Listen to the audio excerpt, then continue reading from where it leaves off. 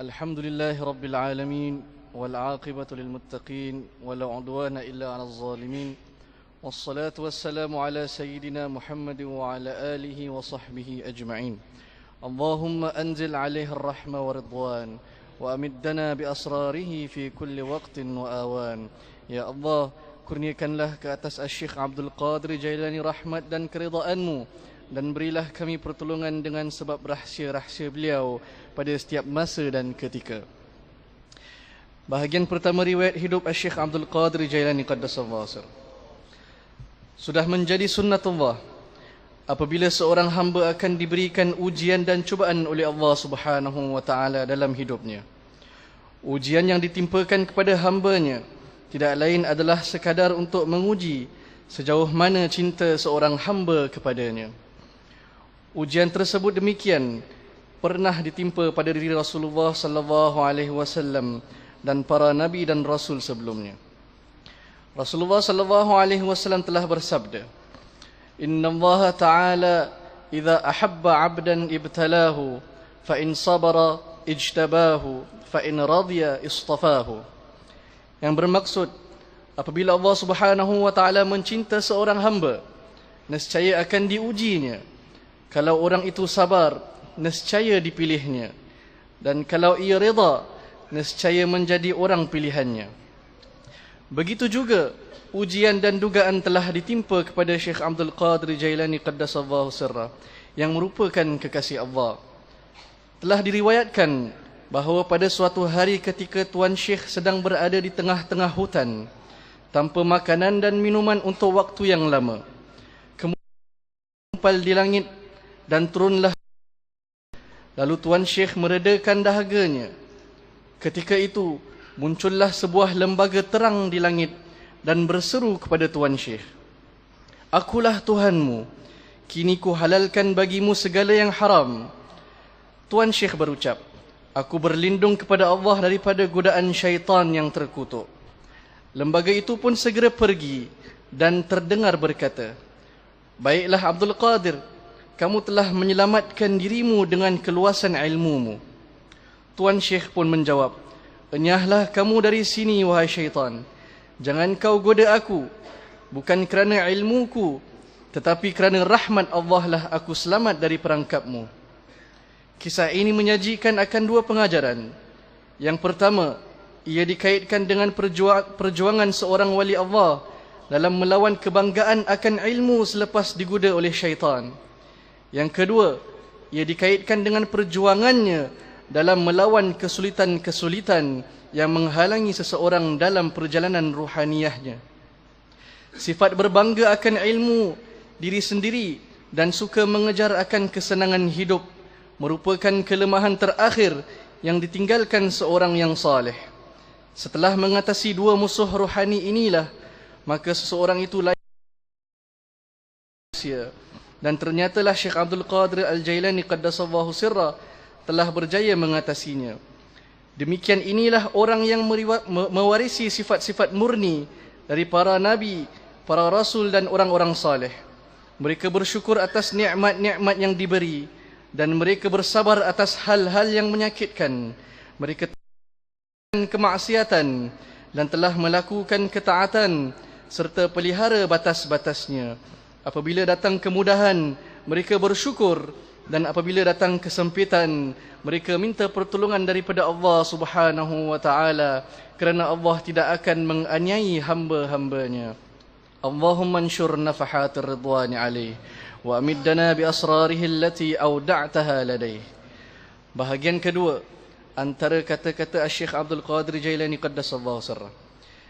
Di dalam kitab Al-Fathur Rabbani, Syekh Abdul Qadir Jailani telah menasihati murid-muridnya seraya berkata, "Berserahlah diri kepada Allah Azza wa Jalla, bermohon keperluan-keperluanmu. Janganlah kau kira amal perbuatan yang kau lakukan saat jatuh miskin. Bukalah lebar-lebar pintu hubunganmu dengan Dia. Akuilah segala dosamu. Mohonlah ampun kepadanya atas semua kekuranganmu. Yakinilah bahawa tidak ada kemudaratan, tidak ada yang memberi faedah atau memberi anugerah, dan tidak ada yang mampu menolak duka nestapa kecuali Allah Subhanahu wa taala. Pada saat-saat itulah buta hatimu lenyap, mata hatimu telah terbebas dari segala penderitaan. Saudaraku, sikap itu bukanlah terdapat pada pakaian ataupun makanan. Sikap itu bersemayam dalam lubuk hati sanubari yang zuhud. Orang yang benar akan mengenakan pakaian sufi dalam batinnya, baru kemudian mengenakannya pada zahirnya. Secara berturut-turut dikenakan pada dirinya, hatinya, jiwanya, dan kemudian anggota-anggota badannya. Jika semuanya telah berselimut dengan pakaian itu, maka datanglah tangan kasih sayang dan anugerah yang menggantikannya dengan pakaian sukacita.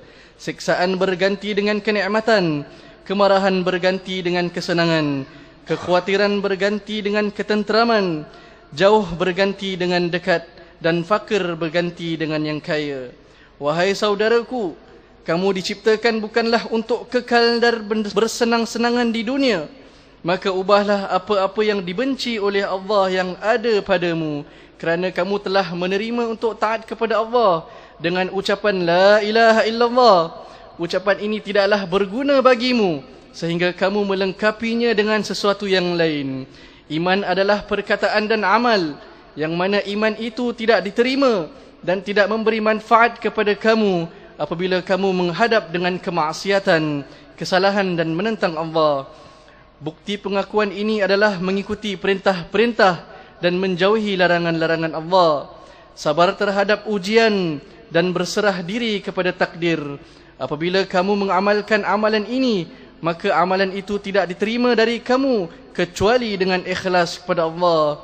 Tidaklah diterima perkataan tanpa amal, dan amal tidak diterima tanpa ikhlas dan sesuai dengan sunnah Rasulullah sallallahu alaihi wasallam. Allahumma anshur nafahatir ridwani alaih wa amiddana bi asrarihi allati awda'taha ladayh. Bahagian ketiga antara karamah Syekh Abdul Qadir Jailani qaddasallahu sirrah. Dalam kitab Al-Janiyud Dani fi Manaqibi Sultanil Awliya Syekh Abdul Qadir Al-Jailani, karya Syekh Ja'far bin Hasan bin Abdul Karim Al-Barzanji, termaktub sebuah janji sang wali. Tidak seorang muslim pun yang melewati pintu madrasahku kecuali Allah akan meringankan bebannya di hari kiamat. Aku pasti akan menolong siapa pun yang tersesat jalan, baik ia sahabat-sahabatku, murid-muridku, mahupun pecintaku. Kudaku selalu terkekang, panahku selalu terbentang, dan pedangku sentiasa terhunus untuk menolong mereka. Aku pasti menjaga dan menolong meskipun mereka tak menyadarinya. Kalimat indah itu diucapkan oleh penghulu para awliya Allah Subhanahu wa taala, Syekh Abdul Qadir Jailani qaddasallahu sirrah. Janji itu adalah seperti syafaah ataupun pertolongan daripada Rasulullah sallallahu alaihi wasallam. Dengan izin Allah Subhanahu wa taala, syafaat juga diperuntukkan beberapa golongan istimewa seperti para awliya, guru mursyid dan hufazul Quran. Para penghafal Al-Quran misalnya mempunyai hak memberi syafaah kepada 10 orang keluarganya. Banyak teladan, nasihat dan ajaran Syekh Abdul Qadir Jailani yang perlu dipelajari dan diamalkan jika seseorang ingin dianggap patut menyandang kedudukan sebagai pecintanya, muridnya ataupun sahabatnya. Yang paling awal harus ditanamkan ialah perasaan husnuzan ataupun baik sangka dan cinta kepada sang guru. Ada beberapa murid yang sebelumnya tidak simpati, bahkan cenderung membencinya, namun kemudian berbalik mencintainya dan berguru kepadanya. Seseorang di antaranya ialah Syekh Abdul Hamad bin Hammam. Telah bercerita Syekh Abdul Hamad bin Hammam, pada mulanya aku memang tidak suka kepada Syekh Abdul Qadir Jailani, walaupun aku merupakan seorang saudagar yang paling kaya di kota Baghdad waktu itu. Aku tidak pernah merasa tenteram ataupun berpuas hati. Pada suatu hari, aku telah pergi menunaikan solat Jumaat.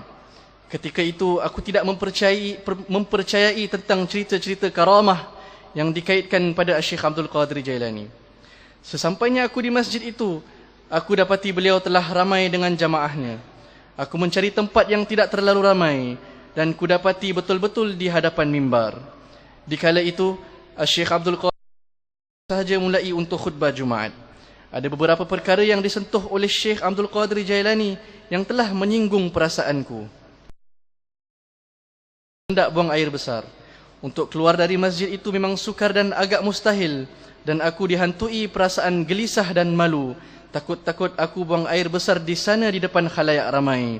Dan kemarahanku terhadap Syekh Abdul Qadir Jailani pun bertambah dan memuncak. Pada saat itu, Syekh Abdul Qadir Jailani telah berdiri di hadapanku. Sambil beliau terus memberikan khutbah, beliau telah menutup tubuhku dengan jubahnya. Tiba-tiba, aku sedang berada di satu tempat yang lain, yakni di satu lembah hijau yang sangat indah. Aku lihat sebuah anak sungai sedang mengalir perlahan di situ, dan keadaan sekelilingnya sunyi sepi tanpa kehadiran seorang manusia.